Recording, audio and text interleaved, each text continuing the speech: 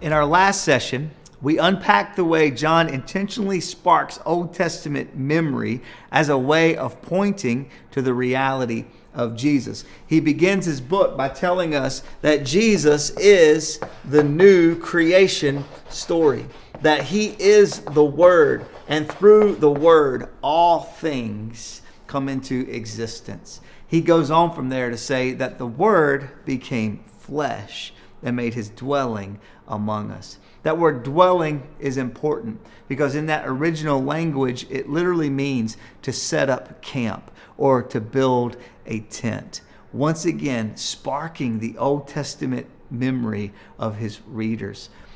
In the backstory, we remember a time where God lived in a tent with his people, where God set up camp and made his dwelling with his people. After raising up Moses as a leader to bring the people of Israel out of slavery in Egypt and into the promise, during that journey, it tells us that God lived in a tent among his people. So not only is Jesus the new creation, John is telling us, but he's also the new Exodus as well. Jesus has come to deliver us out of slavery to sin and into the promise of life with him.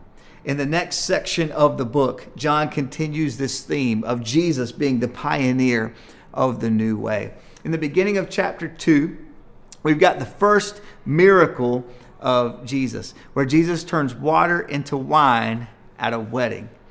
Anytime we see a setting in a story, it's very important. Setting is like another character in the story. It doesn't have dialogue, but it always has so much to say about the reality of the story that's taking place. And that's true here as well. Jesus performs this first miracle at a wedding because it gives us a glimpse of the broader story. We remember that the whole thing begins with a wedding, husband and wife in perfect union with each other and with God in the garden. Then God proposes to his people through Abraham. He writes his love in stone through Moses. And when looking for the perfect image and the perfect way to describe his love for his people, he calls himself the strong and worthy groom and names the church his bride. It's beautiful. And as we look ahead to the end of the story, we see that the whole thing ends with a wedding as well. In Revelation chapter 21, we see the wedding feast of the Lamb. Right now, our culture seems to be obsessed with this idea of the end of the world. And there are a whole lot of apocalyptic type of stories. And in those stories, usually the end of the world is painted as this dystopian kind of wasteland. But the book of Revelation tells us that the end of the world won't look like a wasteland. The end of the world will look like a wedding when Jesus Christ, the groom, brings his bride, the church, his people home with him at last. In this miracle of turning water into wine, John inserts this interesting note right here. It says that Jesus uses 6 stone jars that are normally used for ceremonial washing. In other words, these stone jars are used to help prepare the people for worship. And yet Jesus repurposes this old equipment and gives it a new kind of use. This points ahead to the new covenant that Jesus has come to establish with us. And that imagery of the wine, it points to Jesus' blood being shed on the cross. And as Jesus says himself, the blood, the cup of the new covenant. So not only is Jesus the new creation, he's the new Exodus, and he's also the new wine of the new covenant that he's come to establish. As we move deeper into chapter 2, we can see the way that John continues to build the tension between old and new. And we've got this controversial statement that Jesus makes about the temple. When he's talking to the religious leaders, he has upset them. And in verse 18, it says this: the Jews demanded of him, "What miraculous sign can you show us to prove your authority. Jesus answered them, "Destroy this temple, and I will raise it again in 3 days." The Jews replied, "It has taken us 46 years to build this temple, and you are going to raise it again in 3 days?" But the temple he had spoken of was his body. In this moment, we see that Jesus is also the new temple. In the minds of the people, the temple is the dwelling place of God. It represents God's presence with his people. And John tells us that Jesus is the new temple. God doesn't just live in a tent, and God doesn't just live in the temple, but now God is walking among us, living among us in flesh and blood. Jesus himself. He is the new temple. John then moves us even deeper into chapter 3. And we've got this conversation between Jesus and one of the religious elite, one of the religious establishment leaders. His name is Nicodemus. It's a very famous moment. And it's in this moment where we have that verse that all of us memorized probably when we were children. It's a verse that we all know well, when Jesus says to Nicodemus that God so loved the world that he gave his one and only Son so that we could have salvation through him, so that we could be brought into a reconciled relationship with him. We know this verse well. It's famous.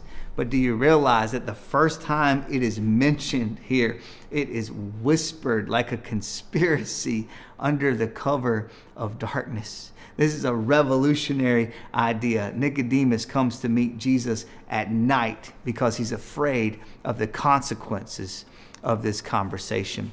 In this moment, Jesus shows us that he is also the new birth.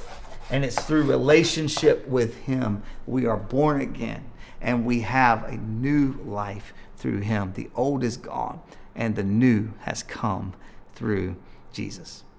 As chapter 3 comes to a close, we have another interesting interaction here. It's with John the Baptist. And John the Baptist's popularity has been soaring. His ministry has been building. There's all kinds of momentum around him. People are flocking to him. But in this moment, John does what the old way has always been designed to do. He points the people to Jesus. He turns them away just from himself, and he points them to Jesus. And he makes this statement in verse 30 of chapter 3. He says, "He must become greater, and I must become less."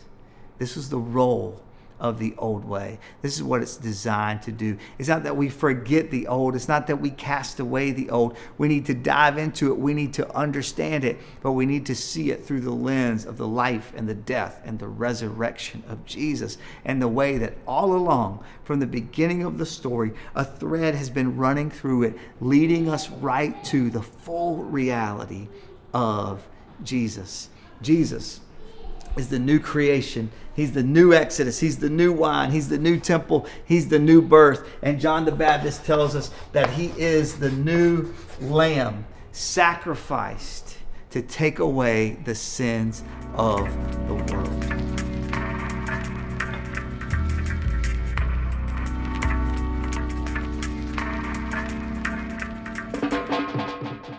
All right, so let's move it beyond the lecture and put it back in the lab again. I want to challenge you with another experiment in grace.